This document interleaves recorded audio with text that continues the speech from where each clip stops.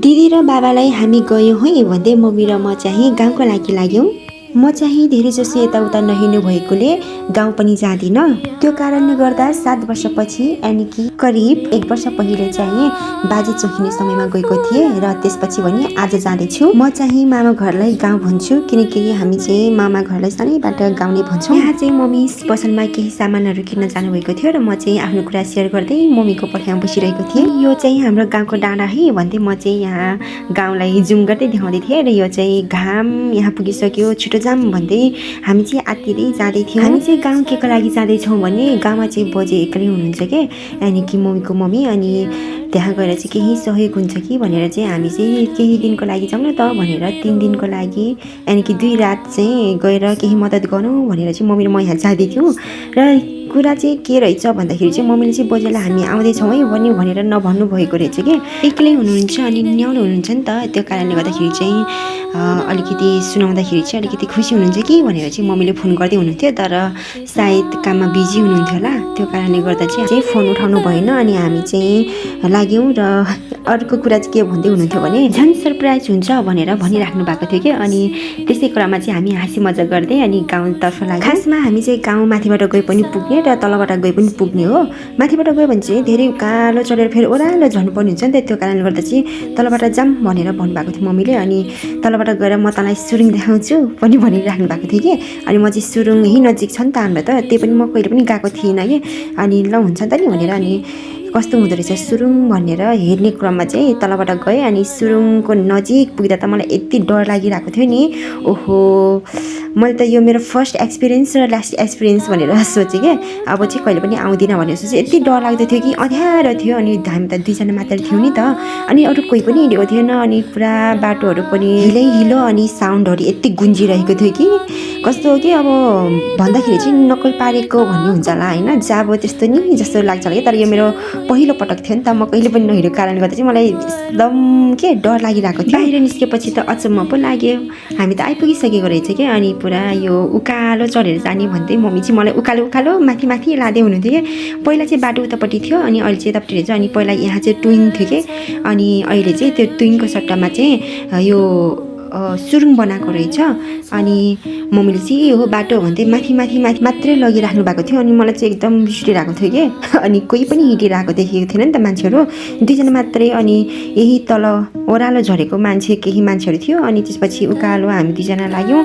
अनि यहाँ जाँदा बाटो त यति उकालो कि वाक्कै लागिसकेको थियो हिँड्दा। अनि यहाँ चाहिँ हाम्रो मामाको बुहारी चाहिँ गाई बाख्रा चराउँदै हुनुहुन्थ्यो रहेछ, अनि उहाँसँग केही कुरा गऱ्यौँ। अनि त्यसपछि यो चाहिँ कुकुर बिचरा म देखेर डराइरहेको थियो कि, अनि डराएर भागिरहेको थियो। अनि यहाँ चाहिँ बस्ने एउटा ठाँटी रहेछ, अनि म चाहिँ मम्मीलाई पर्खिँदै थिएँ, अनि यो चाहिँ मानु डाँडा भन्दै देखाउँदै थिएँ, कति राम्रो मौसम थियो। अनि यो कुकुर चाहिँ पछि चाहिँ मेरो नजिक आएर बसिरहेको थियो क्या, अनि एकदम झ्यामिएर खेलिरहेको थियो मसँग।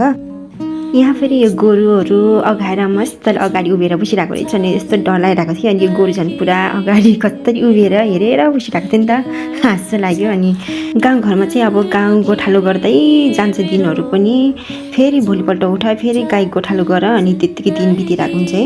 अनि कति धेरै गाई गोरु बाख्राहरू आएको थियो नि त, अनि म चाहिँ माथि चढेर बसिरहेको थिएँ कि, बिचरा डराइरहेको थियो नि त। अनि यहाँ चाहिँ हाम्रो मम्मी केही घाँस काटेर लिएर जाऊँ है भनेर चाहिँ घाँस काट्दै हुनुहुन्थ्यो, अनि यो घाँसको भारी बोकेर हामी चाहिँ लाग्यौँ। अनि यहाँ चाहिँ 2टा बाख्रा बिचरा ब्याउन रहेछ, अनि पछि हेर्दै थियो, अनि हामी ल्याउँछौँ भन्दै अनि हामी चाहिँ गयौँ। अनि यो चाहिँ उकालो, यहाँ चाहिँ मेरो ढाँट र मेरो कम्मर चाहिँ भाँचिला जस्तै भइरहेको थियो, किनभने मम्मीको झोला चाहिँ मैले बोकिराख्नु परेको थियो नि त, मम्मीको यस्तै गरुङको झोला थियो। अनि यहाँ चाहिँ घाम अस्ति आइसक्यो है गर्दै म चाहिँ हाम्रो घरतिर देखाउँदै थिएँ, र हाम्रो घरतिर चाहिँ पुरा घाम पनि गइसकेको थियो कि।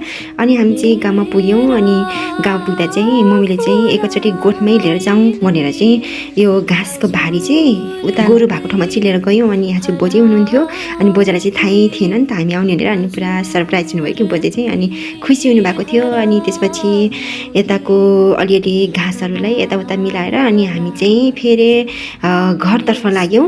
अनि यहाँ चाहिँ कति राम्रो बिरालो रहेछ क्या, अनि आएर म्याउ गर्दै थियो, अनि झन् पुरा घरको बिरालोको याद आयो। अनि कस्तो मान्छेसँग झ्यामिने बिरालो रहेछ नि त, नडराइकन बसिरहेको थियो। अनि मैले चाहिँ त्यसलाई एकछिन सुमसुमाएँ, अनि त्यसपछि फेरि हामी गाउँको घरतर्फ लाग्यौँ।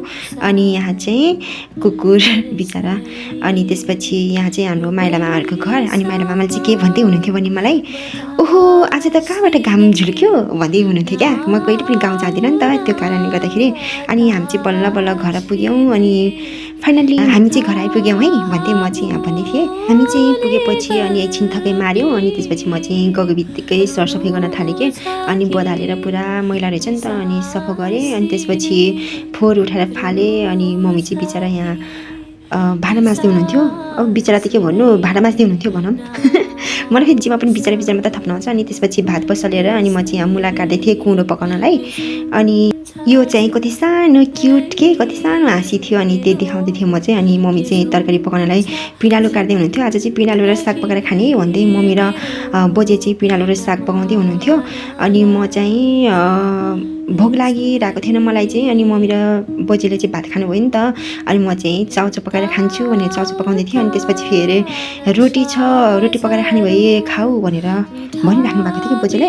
अनि रोटी पोलेर खाएँ। अनि त्यहाँ चाहिँ मैले त्यो कराई देखाउँदै थिएँ। कति सानो कराई थियो नि त, कति राम्रो अनि कति क्युट के। भोलिपर्सि म एक्लै बस्यो भने म त यस्तै कराई किन्ने हो यत्रै भनेर चाहिँ देखाउँदै थिएँ। अनि त्यसै क्रममा चाहिँ रोटी पनि तयार भइसकेको थियो एउटा। अनि त्यही बनाएर खाएर अनि भाँडा माझेर अनुहारहरू धोएर चाहिँ अनि सुत्नको लागि तयार भएर आजको पहिलो दिन चाहिँ हामीले यसरी बितायौँ।